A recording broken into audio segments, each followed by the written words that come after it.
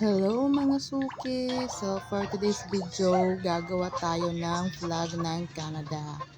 Kaya naman sila yung project ron sa United Nations. So ilang napili nga flag is Canada! So, di man tong palit, no? So magama rata kay artist man ta. So mo to siya, nag-prepare na ko og bond paper, then art paper nga red. So ako ra siyang gitapot sa side by side. So ako rin siyang gipiko para magtupong ra siya, no? Kay perte man ta mag-drawing code. So draw. Pinagbabawal nga technique, guys. Kay perte man ta mag-drawing. Dahil ato rin sa wayron dara, no? Kay para lami-lami ra pud ang pag-drawing. So mo siya, nagamanan na ako. Then ako po na siyang itapot-tapos sa red para kapiyon po siya. Then atong guntingon.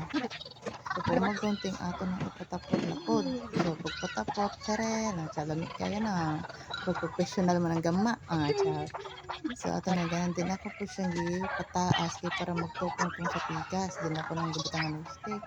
So, muna siya guys. So, muna siya guys. Thank you for watching.